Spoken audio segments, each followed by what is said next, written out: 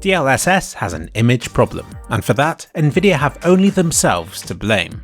It's a shame it had to be like this, because actually, the idea behind Nvidia's DLSS technology is a good one, and that's to use AI to help to improve image quality. The hope was that this would achieve the best of both worlds, the image quality of a higher resolution, but with the performance impact of a lower one, effectively resulting in higher frame rates for free. But, as you probably know already, in practice, this didn't work. In games such as Battlefield 5 and Metro Exodus, the result was arguably worse than simply playing the game at a lower than native resolution. The effect was beaten by a simple sharpening filter by AMD. Also, DLSS was horribly marketed. First of all, associating it with supersampling instead of being humble and settling just for anti-aliasing. But also for another reason. Back when it was first announced, there were to be two different types. One like the one we got, which upscaled and smoothed the image. But there was meant to be another one that kept the original resolution, but then used AI to give it the finest quality anti-aliasing possible. We never got that one. I think that tells us it didn't work as planned. Instead, we only got the version of DLSS that rendered at a lower resolution and then upscaled to, say, 4K. The problem was, this was misleading. It would be called 4K DLSS, even though it wasn't actually rendering at 4K. I think Nvidia's hope for this was that their cards at 4K with DLSS would be compared against rivals cards running native 4K, since this would make Nvidia's cards appear much faster. Just look at the difference DLSS makes on the same cards in these benchmarks over on overclock3d.net. Obviously this deception is all just speculation on my part, but with 4K in the name and with just enough truth to warrant it, it does make it difficult to explain why it's not the same as full 4K to some people, and more importantly, why that difference matters. Luckily for me, I never had to explain this too much.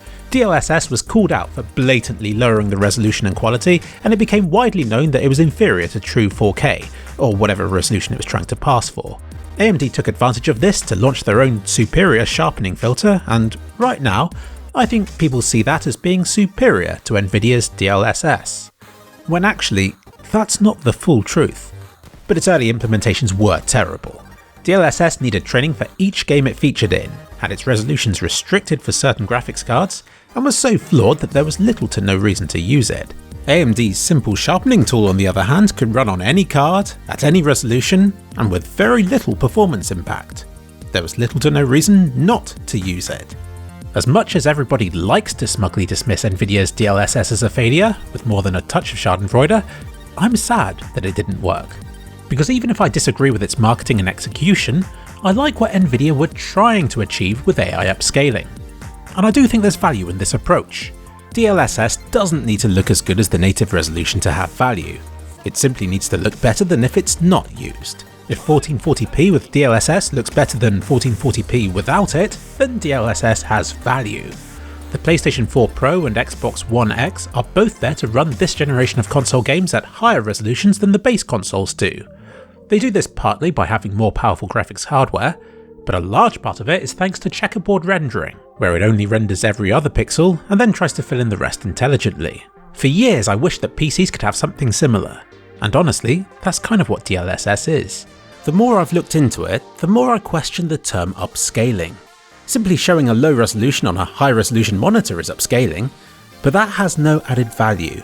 Checkerboard rendering and DLSS may operate in different ways from one another, but I believe they strive to achieve the same thing, and that is to maximize picture quality with the fewest pixels possible.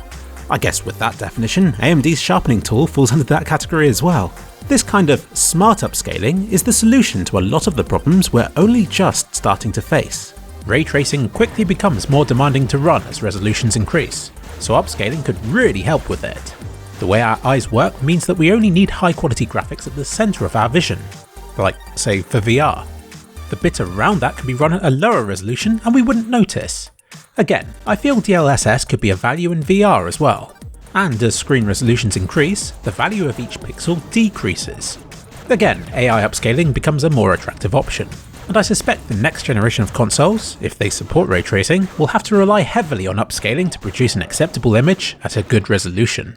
One day we won't have to compromise, but until then, if we want demanding effects at high resolutions, tricks and shortcuts will be required.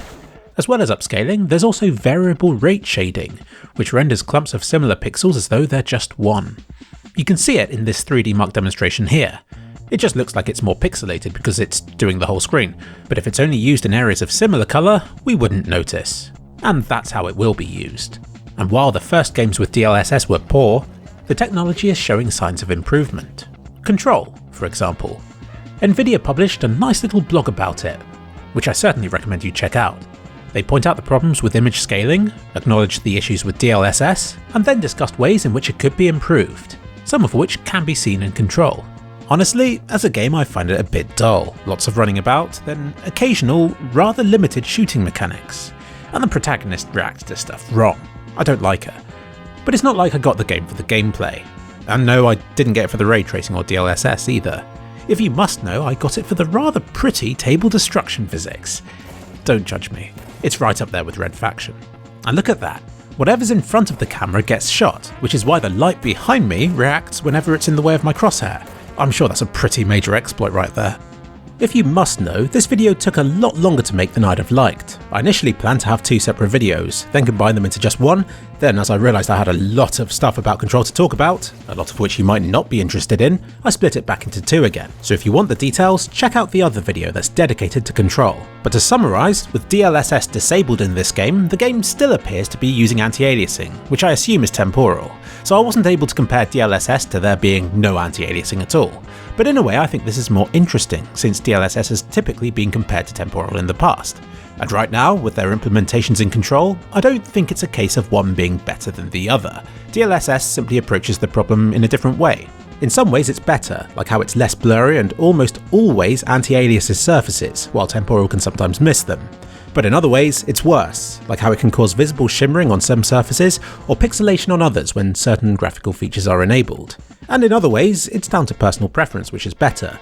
DLSS smooths things in the foreground at the expense of stuff in the background, and it runs a frame or 2 slower than having it disabled. The strengths and weaknesses both become less noticeable if you use 1080p or 1440p as the base resolution, and ultimately I think it boils down more to personal preference which one is better. It's a nice alternative to temporal, and at least now it tells you what resolution it's actually rendering at, which I consider to be the biggest improvement with the feature. At first I thought DLSS was just an excuse to do something with Nvidia's AI cores until they found other uses for them. But wouldn't it make more sense if it was a technique developed by Nvidia to complement their ray tracing effects? Rendering at a lower than native resolution is awfully convenient, given how intensive ray tracing gets as the pixel count increases.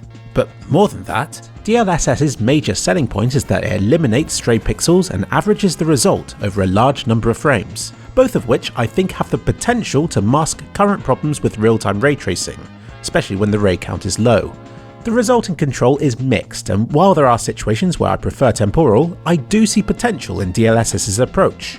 And if Nvidia are pushing for ray traced effects in games, it makes sense that they'd also want an anti-aliasing method to complement it nicely and to mask its problems. It makes sense that it would be DLSS, a technique that they have full control over on a per game basis. I'm still not sure why each game needs to be trained individually. Although each game has its own colour palette and style, since there are still infinite combinations of images within a single game, you'd imagine that if it produces good results in one game, then that effect could be successfully carried across to others as well. But whatever, I'm sure that Nvidia knows more about it than I do.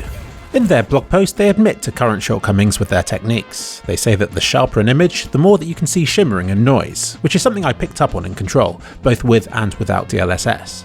But they talk about how they discovered certain bugs which they could actually use to fill in the details that would otherwise be lost. There are some comparison videos as well, the first showing how DLSS in Control reduces scaling shimmer when moving about. The second then shat all over DLSS by showing it hiding lots of small fire embers that should be clearly visible at the native resolution. And the third was the most interesting, showing a much improved AI research model that didn't have these weaknesses. Although left a little ambiguous, I think what they're saying is that although Control is their best iteration of DLSS yet, they've discovered ways of improving it further by using deep learning to train the AI to make better AI. It gets a little confusing, but the last paragraph makes it clear that Nvidia believes that they can improve it further, both in terms of image quality and in terms of frame rate. I would not dismiss AI upscaling, nor Nvidia's DLSS implementation of it.